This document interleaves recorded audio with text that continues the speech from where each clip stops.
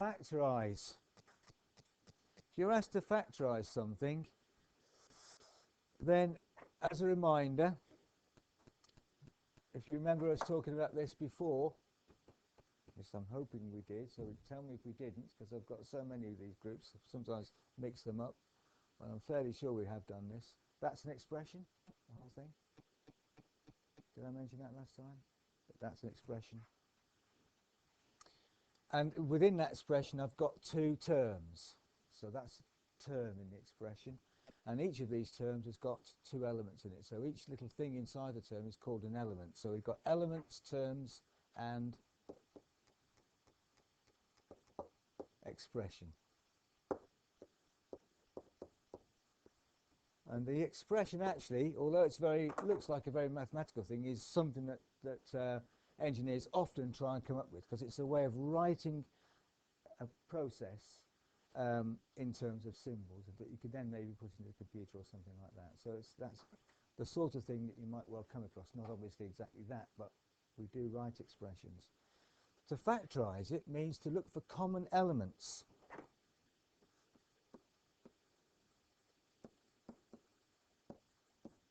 And remove from a bracket. You are going to be asked to do this in the assignment. So know what it means. What does factorize mean? It means remove common elements from the bracket. There is no symbol that's common to both elements. Remember, x and y are numbers, but we just don't know what they are. So the number x and number y could well be different, so I can't remove them from the bracket. It's not common to both. They might be the same, but we can't guarantee that. There is a number that's common to both of these, and it's a number that's a factor of both of these. So is there a number that goes into 4 and 8? 4. 2 as well, so I could take a 2 outside the bracket, or a 4. So whichever one you picked would be correct. So one of the things about factorization is there's no one answer.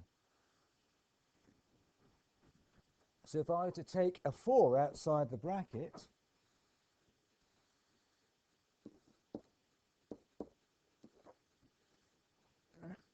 then I ask myself, what have I got to times the 4 by to get back to 4x? X. 4 times x gives me 4x. So I'm left with x inside the bracket. What have I got to times 4 by to get 8y? 2y.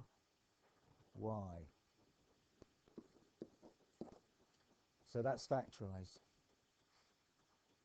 How do I check if factorized correctly? I expand. So that word expand means to multiply everything that's inside the bracket by what's outside.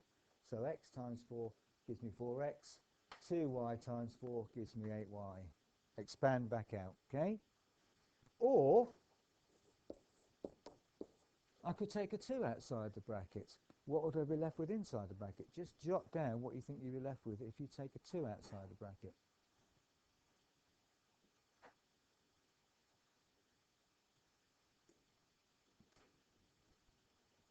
Somebody on the front row. 2x plus 4y. Does everybody agree with that? How would you check? Multiply back out. 2 times 2x gets me back my 4x. 2 times 4y gets me back my 8y. So either of those answers would do. Factorize. Take a common element outside a bracket.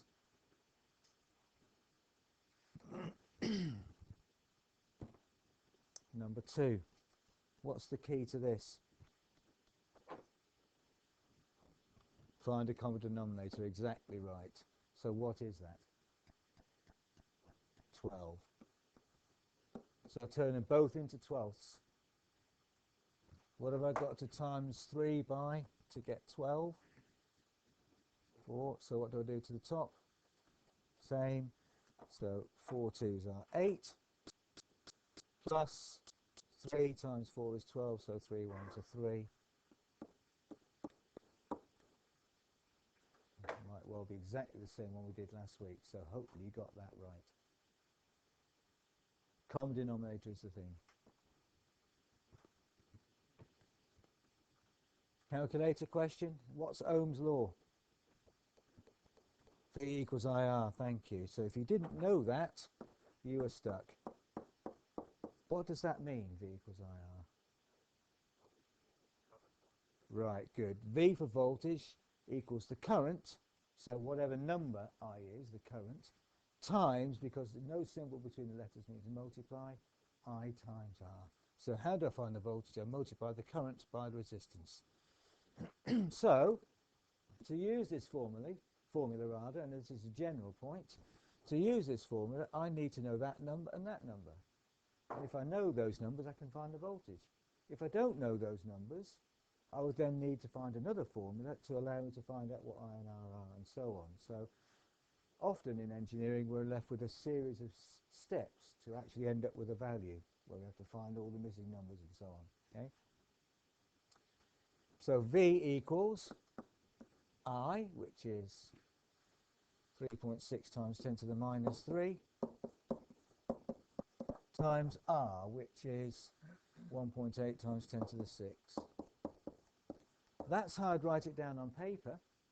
So I'd use a bracket to show that that is all one number, 1.8 times 10 to the 6. When it comes to putting it into the calculator, though, there is no need for the bracket. So all I do is, on the calculator, 3.6 times 10 to the is that button, times 10 to the x button at the bottom. So 3.6 times 10 to the.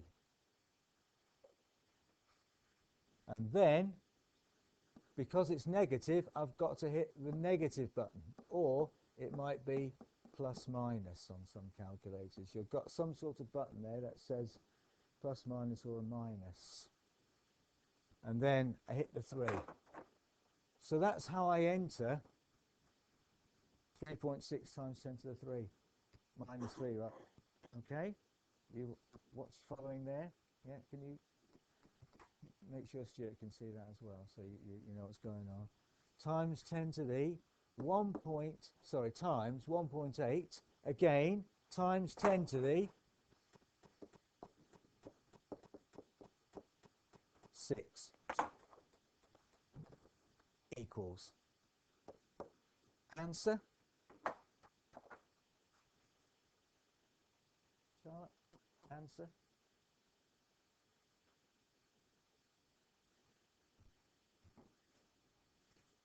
$6,480 volts.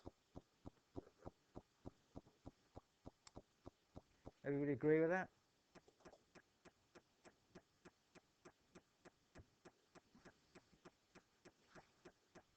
What would that be in engineering notation? 6.4 in engineering notation. You're going to step ahead. Times 10 to the 3 volts. That's in engineering notation. What's the key thing about engineering notation? It's got to be in a multiple of 3, the powers. So once it's in engineering notation, I could then use a prefix instead of times 10 to the 3. So somebody tell me what prefix times 10 to the 3 is.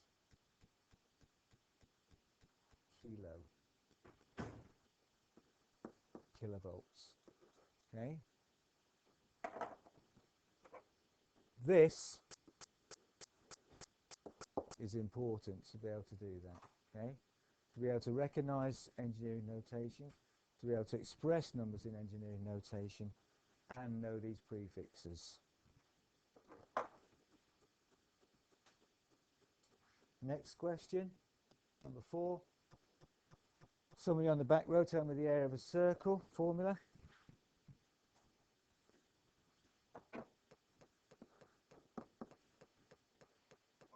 Pi r squared, thank you very much.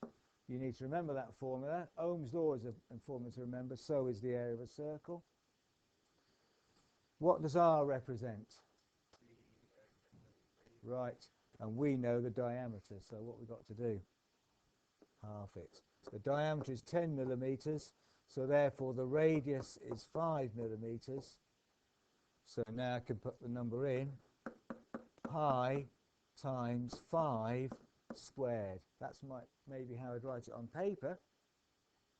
But again, on the calculator, I would just key in pi, and I've got the pi button on there. If you look at it on the calculator, it's roughly down the bottom, shift and then pi, times 5, and then I hit the x squared button, and it will square it, equals.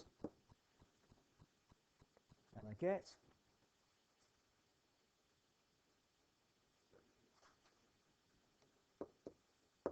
have you rounded that?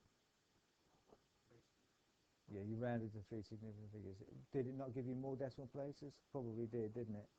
Yeah. So in fact, you've rounded that to 78.5 to 3 significant figures. Unit? Millimeters squared, because that's in millimeters, this must be in square millimeters, to 3 significant figures. So good, well done for rounding it. Is that an appropriate accuracy though? If you look at the number we put in, maybe a bit over the top, there's only 1 significant figure in the numbers we're putting in, so really it should only go to 2. So what should this be? What would that be to 2 significant figures? 79, yeah. So 79 millimeters squared to 2 significant figures.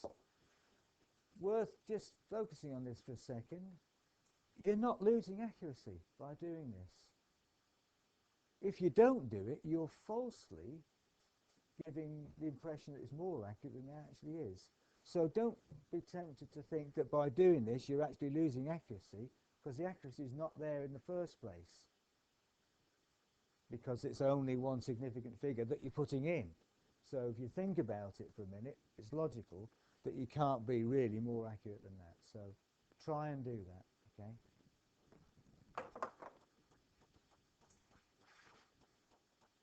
We're going to be looking at this sort of thing a bit today.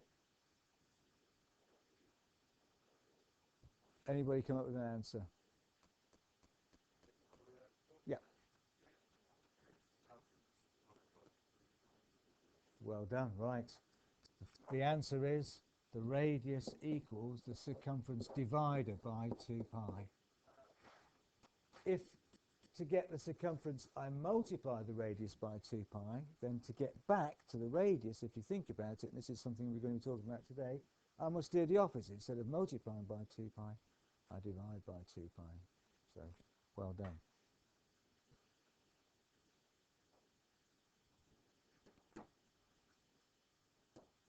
And the 3 averages, right? 1 per bench.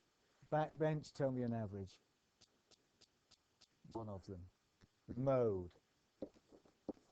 Now you know what I'm talking about. The statistical average of the mode. And what does it mean, somebody on the back bench? No, no. That's to do with the spread of the data, the range, and then you're halving it. So actually I don't quite know what statistic that is. No, the mode, somebody else on the back bench? No, again, that's the range. Right, the most common, the most popular, yeah, the most common or most popular number, good. I don't think the word is used nowadays, but it used to say in the mode, meaning the fashion.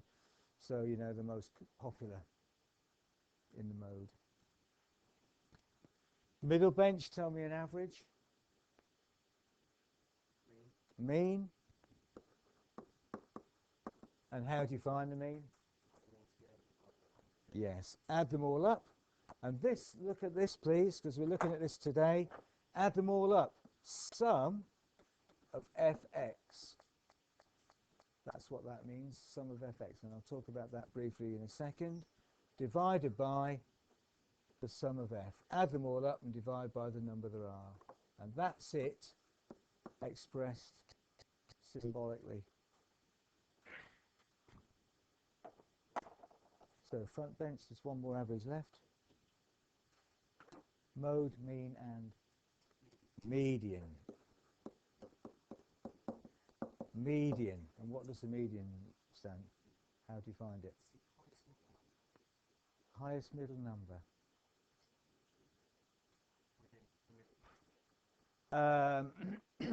Right. I think you do take into account the outliers. So it's just yeah. Put them in order and find the middle number.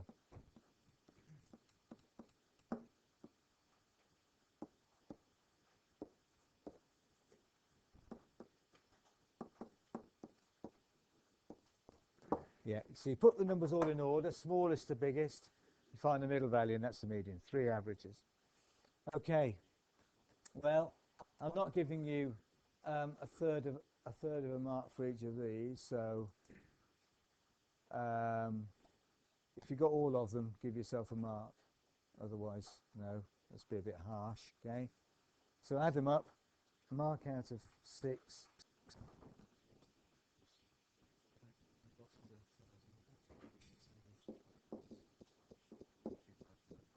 So the aim for today.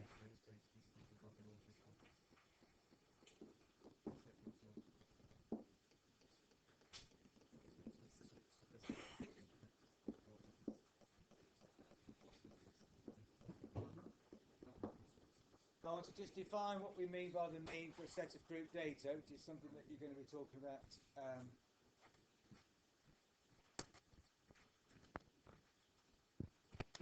So the aim for today, define the mean for a set of group data, one of them.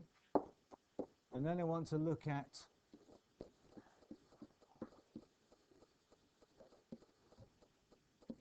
using formulae with engineering notation.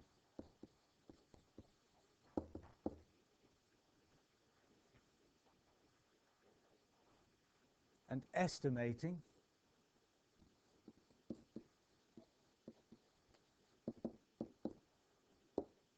And then I want to look at rearranging formulae.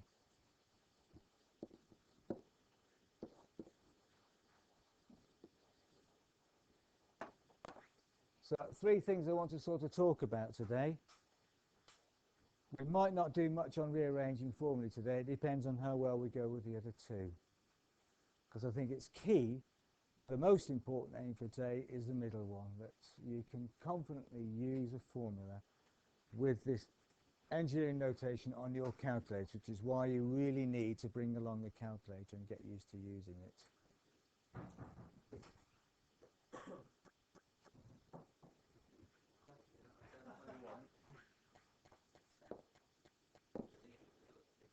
So this mean for a set of group data, the reason why I want to look at it is because of the symbols that are around it. Actually, what it means is quite straightforward. You just add up all the numbers and divide by the number there are to find the mean. But it's this formula. So the formula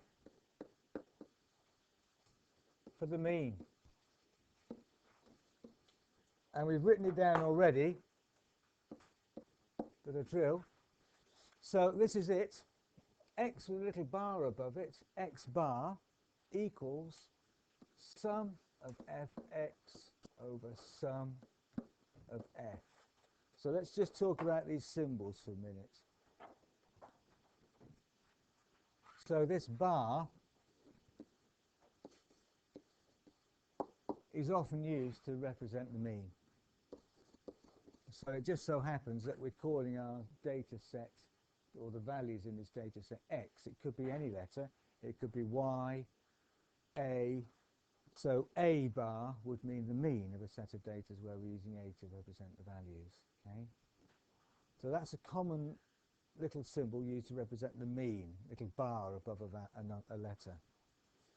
This symbol here means the sum of.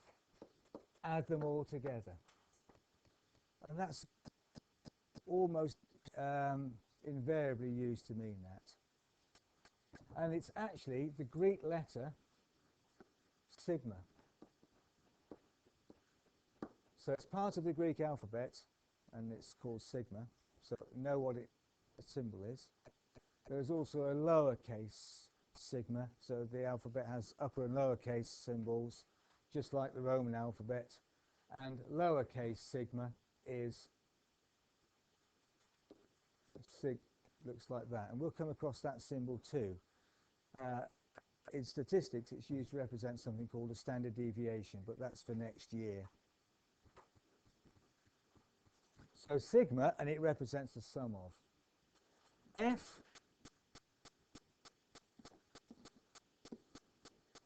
is the frequency, the number of times something occurs. And X is the value.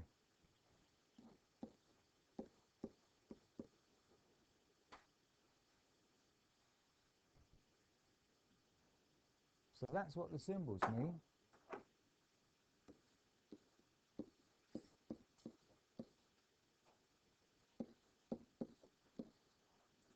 Here's a little data set.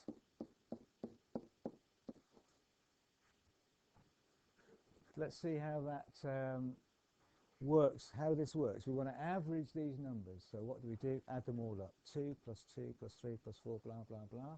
And then when we've added them all up, we divide the number by 1, 2, 3, 4, 5, 6, 7, 8, 9, which is the number of numbers we've got. Okay?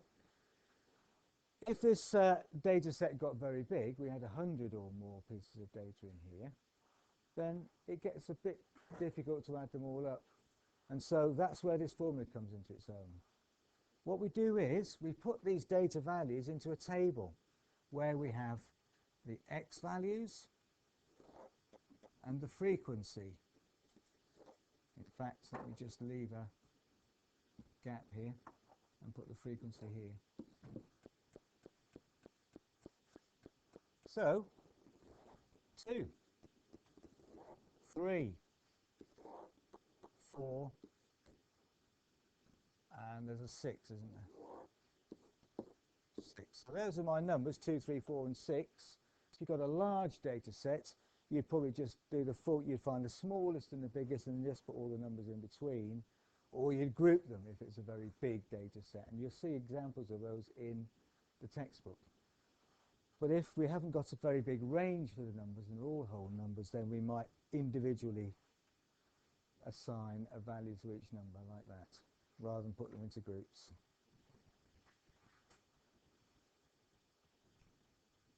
So now we need to know the frequency, which is the number of each of these numbers. So the frequency represents how many have I got? How many times does it occur, the frequency? So I've got a 2, so I put the 2 in this column and cross it off. Then another 2, I've got another 2, I've got another 2, I've got another 2. So I've actually got 4 2s. So that's where this tally sort of thing might come in. For a large data set, I might well have some sort of tally system, so I can count them as they're going along. I probably won't go through all the 2s. I'll probably go 2, 2, 3, 4, 2, put that in, 6, put that in, 4, put that in, and so on. I would recommend you cross them off, because if somebody comes in and interrupts you, at least you know where you are. Okay.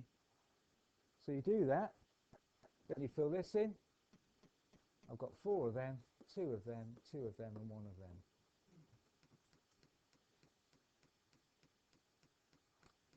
What does the mean mean? It means add them all up. So I need to add up 1, 2, 3, 4 2s.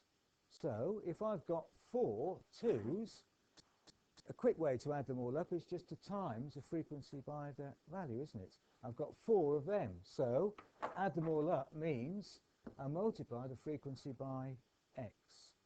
That's like adding them all up, isn't it? So fx is 8. 4 2s are 8. 2 3s are 6. 2 4s are 8. 1 6 is 6. Yeah. So now, remember what we're trying to do to find the mean. We're going to add them all up.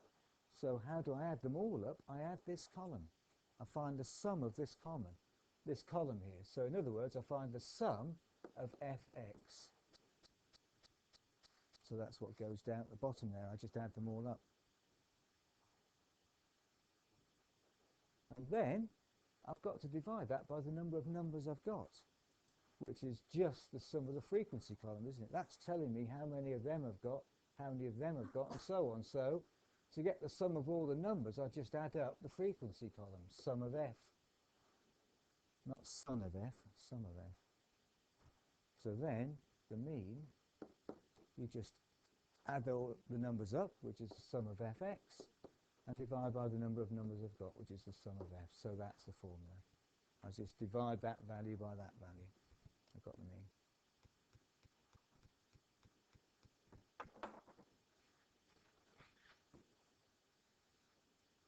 So that's all that formula is saying. It's just saying in symbols, add up all the numbers and divide by the number I've got. And it lends itself to a nice easy way, if you like, to add up a big data set by generating these columns. Questions? Yeah. Yeah. Yeah. What about a group data set? If I had a large data set starting at 1 and going up to 100, and there were decimal points as well, so I could have values of 1.3, 12.6, 98.2, and so on. So a whole data set ranging between 0 and 100, I'd have to group my data set. I couldn't possibly have 0, 0.1, 0.2, 0.3, and so on all the way down here. So what I do is I group them. So 0 to 10, say 10 to 20, 20 to 30, and so on, up to 100. What would be the problem with that, though? Yeah, what do I do with 10? Which group does it go in? So normally we might say, okay, if I'm only dealing with whole numbers, then I'm going to do everything from, say, 0 to 9 in here. Oops.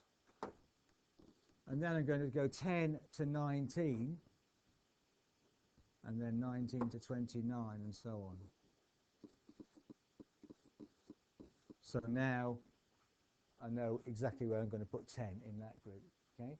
If I've got decimal points, in other words, you can go up to 9.9999, then I might say, okay, I'm going to go up to 10, but not including 10. So I might use something like this.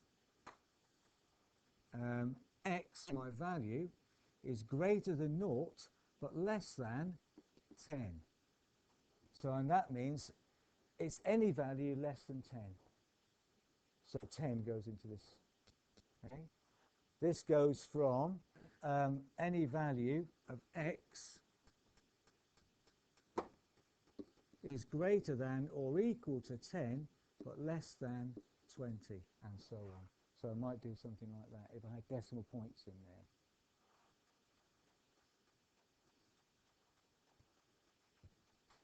there. Now, what about x? What's my x going to be? I've got to work out this mean. Here's the formula.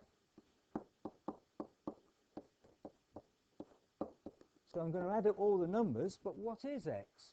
What is x in this group? Because it's a group now.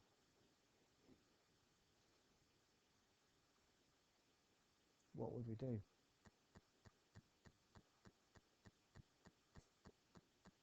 I want one number that's going to represent this group, or each of these groups. So what would I do? What do you think would be a good number to use to represent that group? The first one.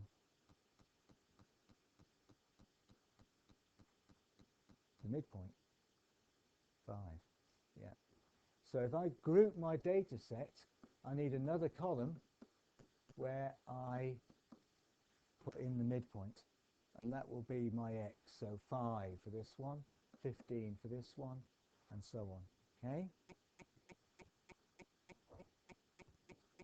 This is often a problem. Look, if I'm going from 20 to 29, the next one goes from 30 to 39. In other words, if they're only whole numbers. Well, I've seen both used in textbooks. Sometimes they say between 20 and 29. What's the midpoint between 20 and 29? 24.5. But equally, actually, what this really means to me is it's anything between 20 and 30, but not including 30. So I'd actually take the midpoint between the beginning of this group and the beginning of the next group as the halfway point. But that's open to debate. I've seen both used, as I say. So long as you're consistent when you set the midpoint, then I'm not going to argue with it. Okay, that is sometimes a bit of an issue. So I would use again still 25 to represent the midpoint of that group, even though it's going from 20 to 29. And then from then onwards, it's exactly the same as the example we've just been looking at. Questions? Okay, so now have a look at exercise 17, page 31, and exercise 19, page 37. I'll give you a good chunk of time to have a go at them. Probably take you to the end of the session today because I'm letting you go early for the next session, aren't I? Okay.